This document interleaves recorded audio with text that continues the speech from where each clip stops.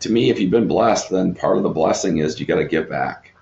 The platform of giving is, if somebody says, what do you do? You tried to help people. That's all. That's enough for me. I don't need any attention. I'm fine.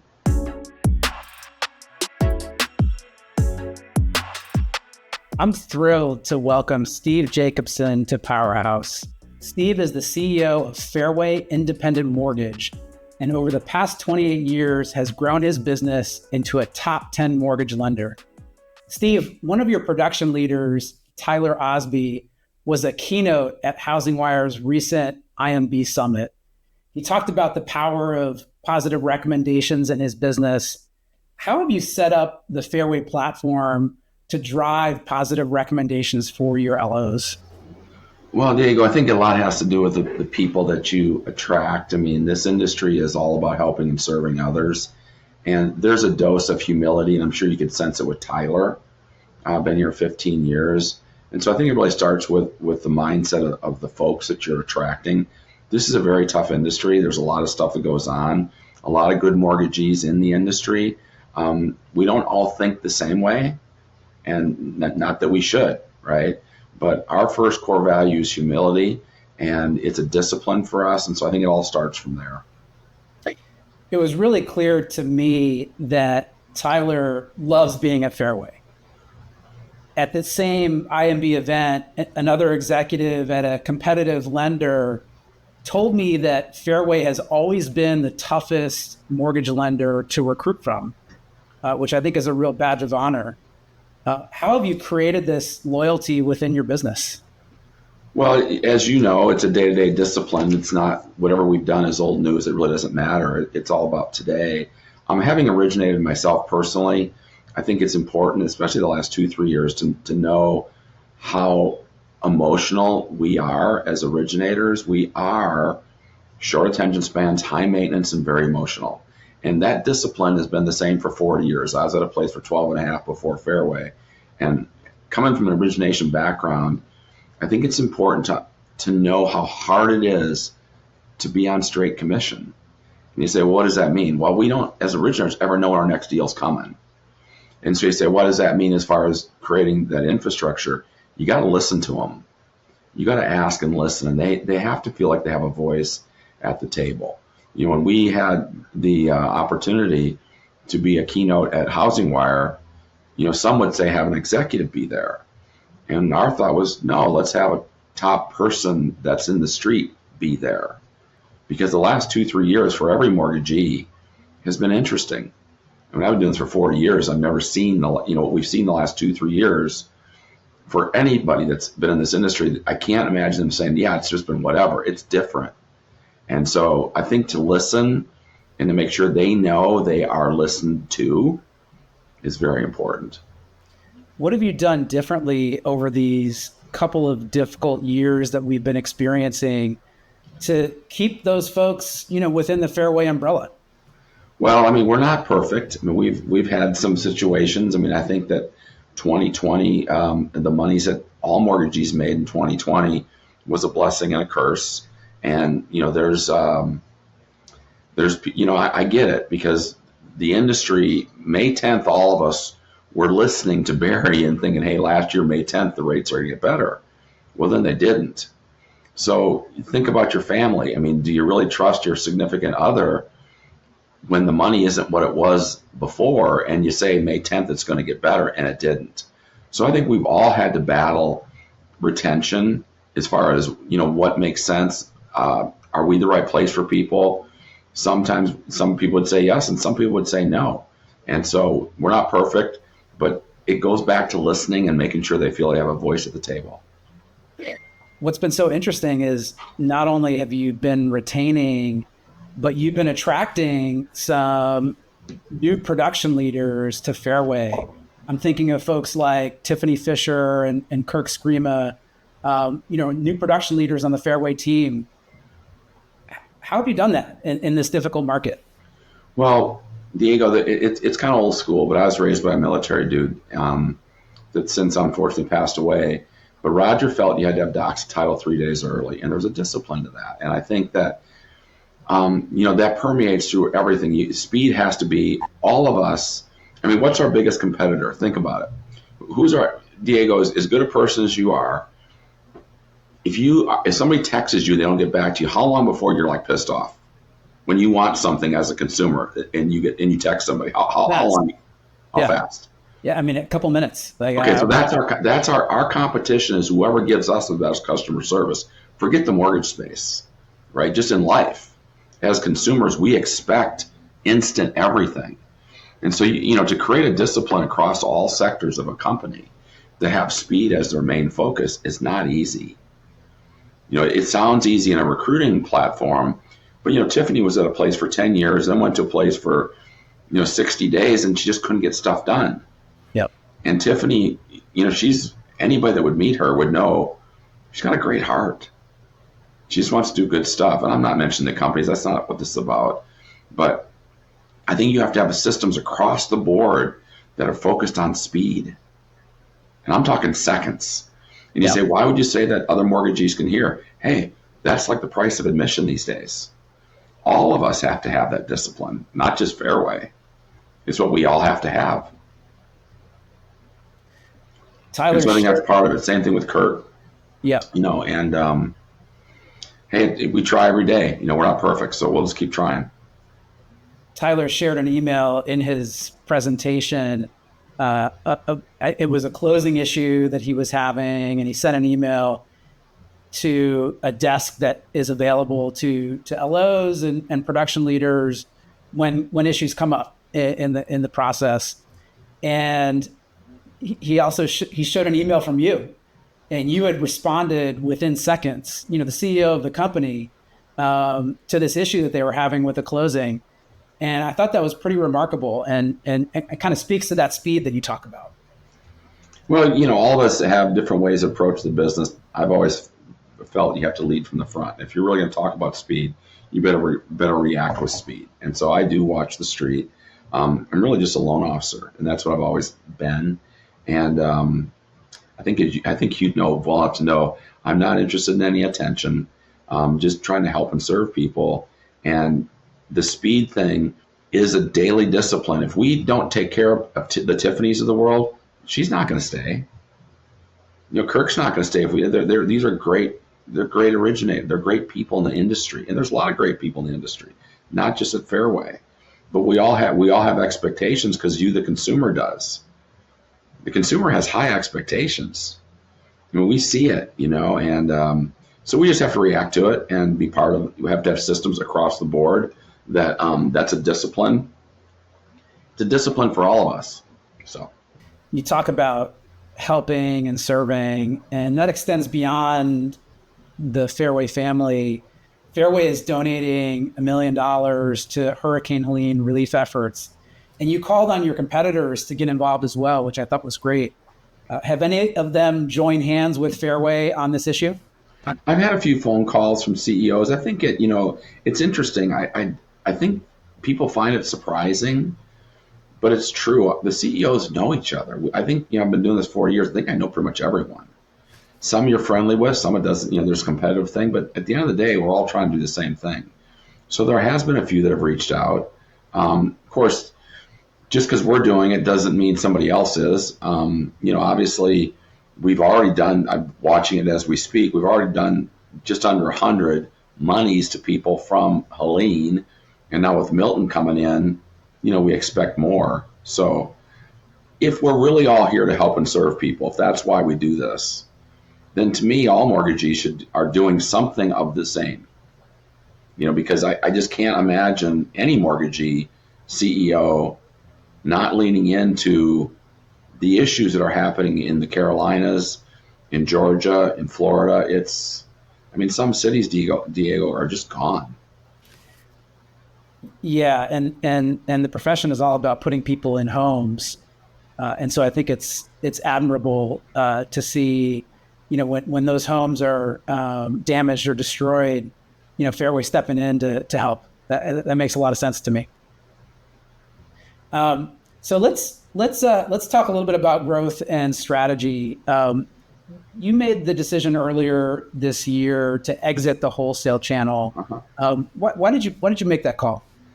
My background has been on retail. My whole career is retail, and we were doing 3 to 4 billion a year in wholesale. But when the last couple of years, it's been let's just focus on what we're good at. We're really good at, and not that we weren't good in wholesale, but there's only so many things you can really focus on and do well. We made several adjustments this year to right size Fairway, and we needed to. And so all those decisions, even though we had good people and we helped them with a transition to another place, we felt it was the right thing to do. And my only regret is maybe we should have done some things a little earlier. No disrespect to the people involved, but the industry's been interesting, and I think it's challenged all mortgagees to make adjustments and to put their best foot forward, and whatever that is. And that's been a discipline for us this year. So I imagine the focus is on retail, the retail channel, and you recently promoted Haley Parker to a chief marketing and business development officer role. What are you tasking Haley to focus on in this expanded role? Well, if I look back in the 28 years, everybody wants a platform. I mean, at the end of the day, you want to find out how good you can be at whatever you do. Platforms here. Sometimes we give them too soon, and you got to be careful with that. And if I had to do Fairway over again, I'd probably look at that a little different. No disrespect to the people, but when a decision is made to give a platform to somebody, it creates, everybody wants a platform, not everybody can have one. So you say, well, what does that have to do with Haley? Haley's been with Fairway for over 10 years. And what she's done in the Southwest and her team, you just watch it and you go, my gosh. And Haley, she leads with her heart. Her heart's always in the right place. Will that department be perfect? No department's a straight line. No department's perfect. But when you have somebody that's been as loyal as she has and leads with her heart and has talented people around her like she does, it's like, let's go. We can all work with that. None of us are perfect. All of us have flaws. And people have said, hey, why don't you go outside the industry and do this, this, this? I said, no, let's go with what we have, the talent, and let's let it blossom a little bit. And it's been a blast watching her and Ashley, who we call Blusherville, and different people in that team just kind of having some fun, Tuck and the team. It's fun to watch. They're doing a nice job. She's one of the people that I love to hang out with in the industry. She's got just good people and a lot of heart. She's definitely good people. And that Southwest region is like a juggernaut in terms of production. Do you see some of the influences and strategies that happen in the Southwest kind of percolating within Fairway more broadly? Well, Diego, and I'm sure you know this, every market believes it's the most unique market in the industry.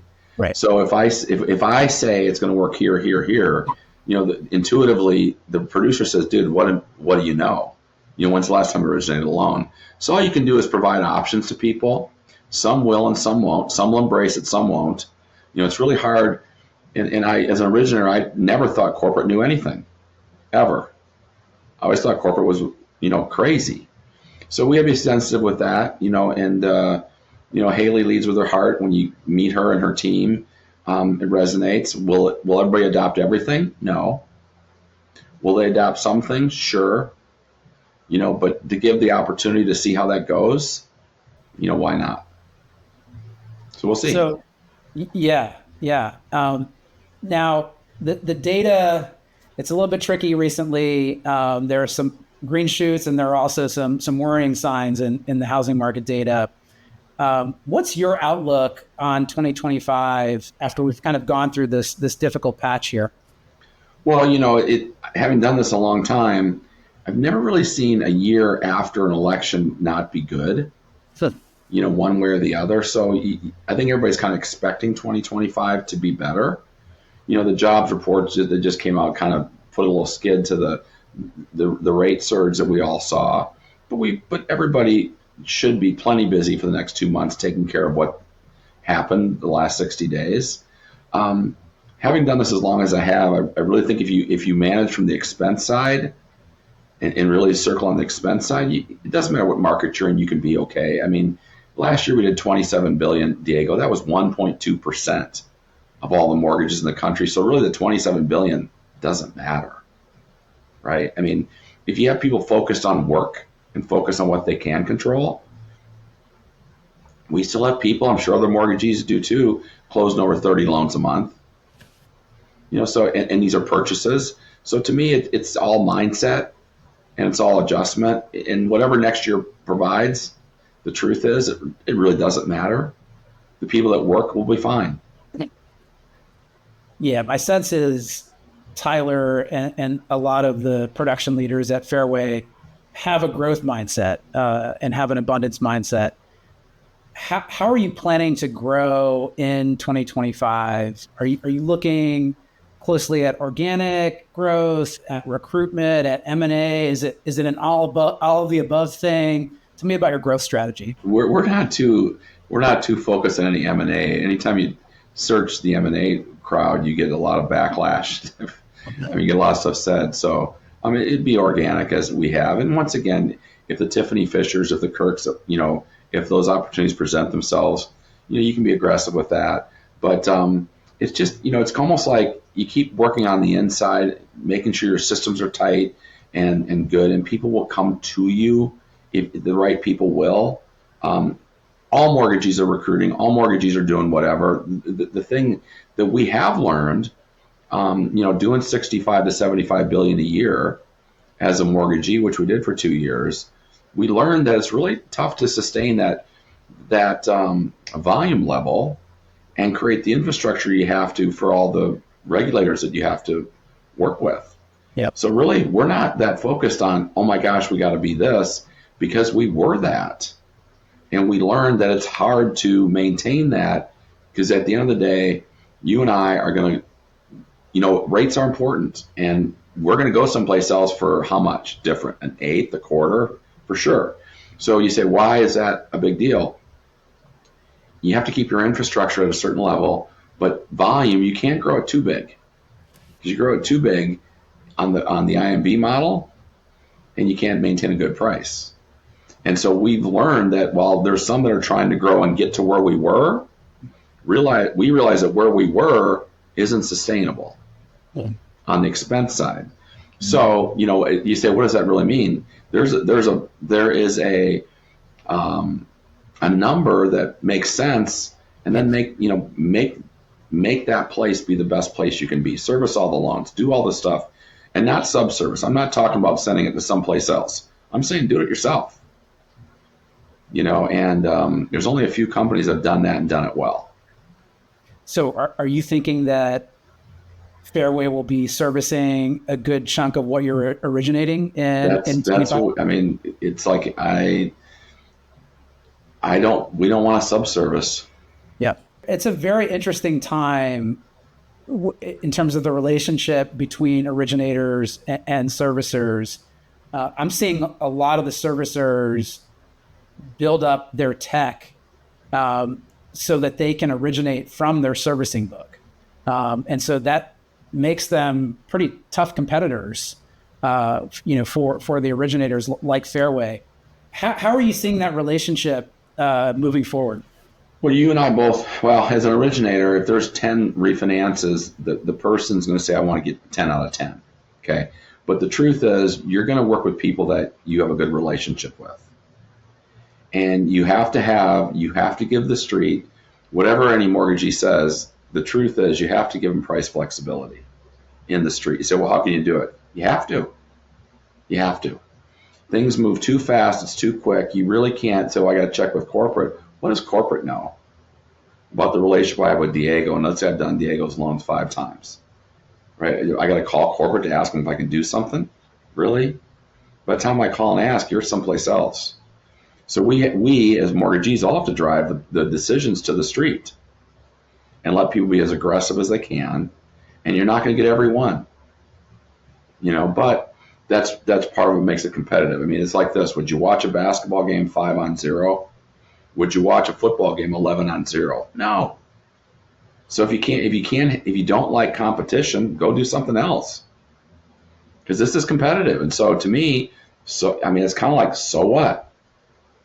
There's things that all mortgagees are doing that probably aren't shared on this call as far as being competitive, but that's all part of the fun. I love that answer. And I also love your LinkedIn presence. And a few months ago, you posted on LinkedIn that you're engaged in a plan to sell Fairway back to its employees.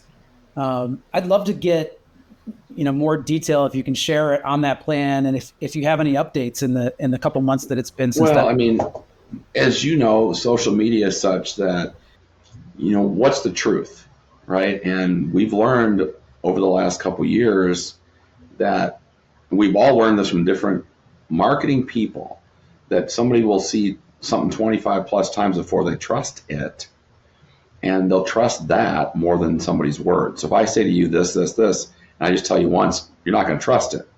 Now, that's weird, but it's just the truth. And so there was so much negativity about Fairway, and I would say it's easier to grow a company than it is to maintain one when you get to a certain point. It was more fun growing Fairway, and so you say, okay, here's what we're doing. I started selling stock back to people in the company, I think back in 2003. So if you own 60 some odd % of the company, which I do, and you have an ESOP, which we do, which is the second biggest owner of the Fairways is the ESOP, and I'm 64, and you say, well, dude, you look like you're 120. I'm not. Okay. The process for the 10 years. I think you're looking great, Steve. Well, for the 10-year run for the kids, I call them the kids. It's like, for me, sell stock back to Fairway, back to the company, so people have more opportunities to grow. Because there's some, the Tylers of the world. If you're Tyler, you want to have an opportunity to grow. And that's part of the fun. So every mortgagee is different. I'm not saying ours is right or wrong, good or bad. But to me, there's things here that I know I can do. I call personally on deals, and I'm part of a lot of those 911 teams. I'm on them. I don't mind doing it. Done this industry for a long time. But I think it's time for the kids to take over and do more things. And so that's part of the fun, and that's all part of the process we're going through right now. Really interesting. I had a question about, your legacy and succession planning. It sounds like you're thinking about it a lot. Well, listen, when you hear as much negative as I've heard the last 24 months about me and Fairway, you're challenged to look at stuff a little different. I've been doing this for over 40 years. There's a lot of people. And the interesting part is I have friends outside of Fairway. I learn more about stuff from people outside of Fairway than I do in Fairway. It's interesting. But for me, I really don't care about my legacy. All I really want to do is help and serve. That's it. We probably get more joy out of helping what we do with the nonprofit world than we do in the mortgage space. And to me, if you've been blessed, then part of the blessing is you got to give back. And some of the stuff we do quietly through different nonprofit companies or organizations is the silver lining, and is the blessing, and is the fun. And we'll continue to do that. And if we're gifted, if we're blessed enough to keep doing what we've done, we'll keep giving. And, the platform of giving is, if somebody says, what did he do? He tried to help people. That's all. That's enough for me. I don't need any attention. I'm fine. And this is where we'll end the conversation. I think it's a really good place to end because it seems very close to your heart. What are some of the nonprofits that you're excited to work with in 2025 and beyond the Hurricane Helene and probably Hurricane Milton relief efforts? Well, there's a whole bunch of them, Diego. There's a couple nonprofits in Phoenix. There's 5 in Madison, Wisconsin. There's a couple in Indiana. There's a couple in Delaware. So there's a whole bunch of them. It's not just one or two. And that's what we've done quietly. Not so much in the mortgage space, and don't want attention for it. But when you give of your time or funds to these nonprofits, when you got people that are homeless, or you have people that have drug addictions, and they're just trying to get through today, and you can help. You got people with master's degrees in these nonprofits making $60,000 a year, giving of their life into helping and serving these people. And if you can provide some resources and for those places. I mean, that's what gets us, or me personally, excited about. I mean, it's like there's a platform here, and why would somebody want to leave that? So we'll continue. God willing, we'll continue to support those, and you meet some great people through the nonprofits. It's amazing. We got one gal in Indiana that she's on the board of 13 nonprofits. Did 33 closings last month, and she focuses her business on nonprofits and closed 33 loans last month. That's amazing. So that's the fun, watching people like that, helping people like that, supporting some of those nonprofits personally, not through Fairway, to do personally. That's the joy, is helping and serving. So, Steve, I can't thank you enough for joining the Powerhouse podcast today. I thought this was a really interesting conversation. And again, really appreciate your time. Thank you, Diego. Appreciate you. Thanks.